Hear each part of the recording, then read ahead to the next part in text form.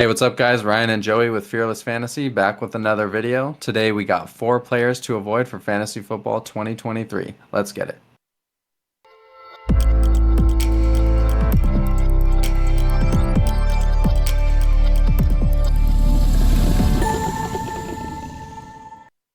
All right, our first player to avoid for 2023 is Calvin Ridley. Current ADP on underdog of 32 as a wide receiver 16 on the board. Don't get me wrong, I love his talent. I just don't like chasing these high risk, high reward talent plays when I see no value at their current ADP.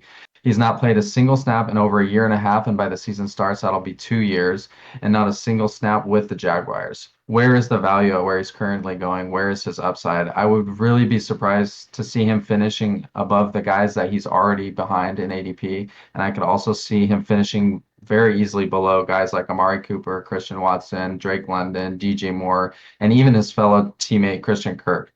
His upside for me is about wide receiver 10, but his downside is so much lower. I'm looking at somewhere in the realm of wide receiver 30. Just too much risk and not enough reward for me. Speaking of upside and value, I would be much happier taking Christian Kirk at ADP 49, wide receiver 28 in the fourth round. I'm going to go out on a limb here and say that Kirk will be the number one target again in Jacksonville and also lead the team in receiving TDs. Some on-field metrics for Ridley, even in his breakout year in 2020, he was great. He finished as a top five wide receiver, but he only had 90 receptions as the Falcons' number one option and really only the only option that year. Julio Jones only played 9 games and was banged up for most of the year. How many catches can we see him getting in this new offense with all their mouths to feed? I would be surprised to see him getting over 100, which means he'll need to be highly effective with the targets that he's given. He has also only finished with 8 TDs in 2020. He's never been a big target in the red zone. In 2019, he also only had 7 TDs. The most TDs he's ever had in a season is 8. That's about where I see his total being this year on that team, and with Kirk being Lawrence's favorite target in the red zone. Kirk and Lawrence connected already with 6 TDs in the red zone last year, and you saw it when you were watching them. They connected, and they were always looking for each other down there. The bottom line for me is that I'm not willing to use a high value mid third round pick on a guy who hasn't played in almost 2 years in an offense that he has never played in also. With our second pick of players to avoid heading into your fantasy football drafts, we got Kenneth Walker III of the Seattle Seahawks. Last year, the Seahawks finished 22nd amongst the league in rushing attempts per game. So with additions like Jackson Smith-Njigba and Charbonnet, I can only feel that the Seahawks want to continue to throw it.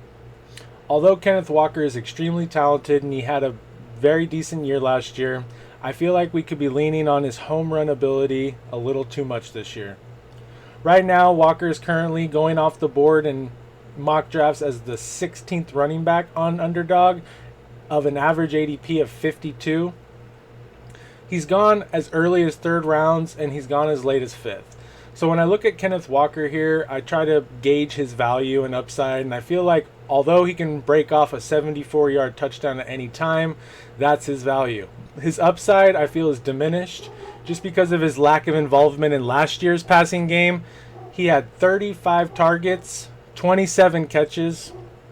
So with Charbonnet heading in as the running back 2 on this depth chart, I can only feel like Kenneth Walker is going to lose the third down looks. He's going to lose the opportunity in the hurry-up offenses. And because Charbonnet is a little bit taller and weighs a little bit more, I might be worried about some goal line touches as well. So when I think of his upside here in the third round, it worries me a bit. I think his value is a little bit lost, and if we lean on that home run capability too much, we need volume. We need a lot of touches per game, and we want to make sure we're getting the ball around the goal line. So with the additions of Jackson Smith-Njigba and Charbonnet, I feel like the Seahawks can continue to throw it in the run zone where Kenneth Walker excelled last year, and that's what worries me. So when I look at Kenneth Walker in this range of where he's being drafted, I see other running backs like Aaron Jones, who last year finished as the running back 11 with fewer touches and fewer touchdowns. But when I take a look at his numbers, he had 72 targets. I'm not even going to look at how many he caught, because that's double the production of the involvement in the passing game. And so when I look at other running backs in this range, I also see Miles Sanders, who last year finished with 11 rushing touchdowns, even though his quarterback stole 11 rushing touchdowns. So when we look at where Miles Sanders landed this offseason on the Panthers, he could be the centerpiece of that team this year. With a mediocre receiving core in Carolina, with a rookie quarterback, Miles Sanders could be heavily featured, so probably has more upside and value being drafted in the same range. With all those things being said, unfortunately, Kenneth Walker is going to be someone we avoid this year, and that's why. And our third player to avoid for the 2023 fantasy season is Dameon Pierce. Yes, Dameon Pierce, the golden child at the beginning of the 2022 season. In one of my leagues, we drafted super early in the preseason. I got him in the 9th round and thought I was the smartest person in the world. Then I realized what? He is on the Houston Texans. And what is the result of that? Much fewer offensive opportunities, especially in the red zone. Down in the scoreboard department early and often, so they are forced to throw the ball much more. They're forced to abandon the run, and horrific coaching. The result of this, only 5 Dameon Pierce touchdowns last year. Folks, I hate to burst your bubble, but he didn't even break 12 fantasy points per game last year and rushed for 100 yards only twice. He also only had 30 receptions on 39 targets. What has Houston done this year to make us think that the season is going to be different? Nothing. In fact, the situation has only gotten worse, in my opinion. They've added another solid and capable running back in Devin Singletary, who is absolutely going to get touches in this offense, especially in the passing game. They drafted a young rookie QB who we know they are going to let throw the football to get some experience under his belt. Even though, again, like Calvin Ridley, I love the talent of this player, I just don't see the upside on this Texans offense. I mean, look how well he played last year. He was unbelievable. He had some unbelievable runs, and he has nothing to show for it statistically and fantasy-wise. His talent and effort still only finished him as RB20 in points per game. He is currently going as RB22 on Underdog at the end of the 5th round.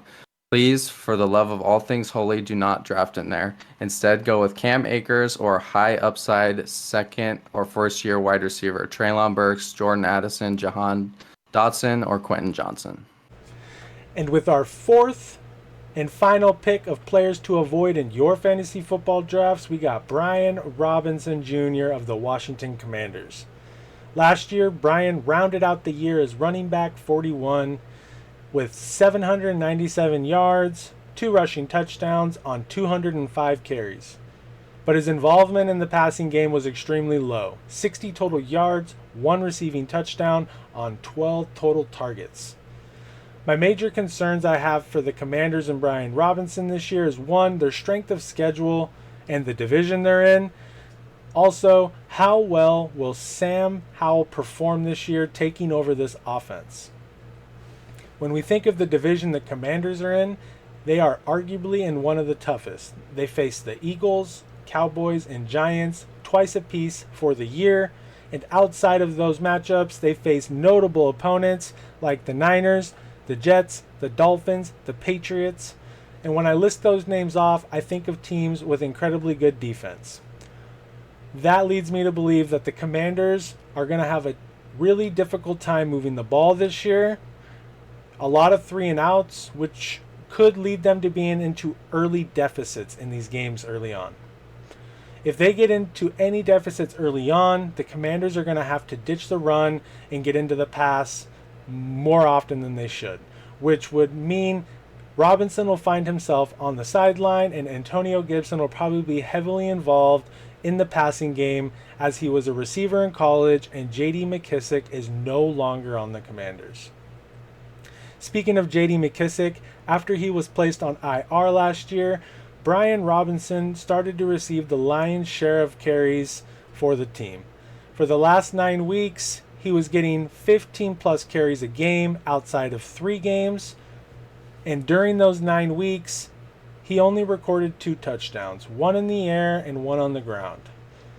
So when I think of value for a running back 1 this deep in the draft, it's hard to gauge what his value might be, strictly because if the Commanders do have a hard time moving the ball, the lion's share of carries isn't going to matter. If you can't move the ball, Brian Robinson's going to have a harder time this year finding the end zone than he did last year. And when you think of his upside, since he's not really involved in the passing game, I don't think he has a lot of upside. So when we look at where he's being drafted currently in some of these mocks, on Underdog, he's currently placed running back 36 off the board with an average ADP of 111. So when I look around this range of other guys that I might draft over him, one, I would definitely draft his counterpart Antonio Gibson because I believe heavily the Commanders are going to struggle this year. And then there's other guys like A.J. Dillon, Samaje Perine. I would even take a stab on Tyler Boyd. So when I'm looking at those type of things, yes, I see that Brian Robinson's the number one guy here, but it's hard to draft him and it's so much easier to avoid if I have my own theory that the Commanders are going to struggle this year. So please do me a favor, try to do less drafting of Brian Robinson, more of Antonio Gibson, and then say if Antonio Gibson is no longer there a round or two before, I would look for guys like A.J. Dillon, Samaje Perine, and even Tyler Boyd. And that's going to wrap up our segment on players to avoid drafting in your fantasy football drafts. If you guys like what you heard, hit that like button beneath. If you guys have any questions or comments on the players that we mentioned, or even comments on players you think we shouldn't draft, go ahead and drop those in the comment section beneath. And as always, we would greatly appreciate your support. If you guys could hit that subscribe button if you haven't already, we would greatly appreciate that. We can't wait to see you guys on the next one. Take it easy.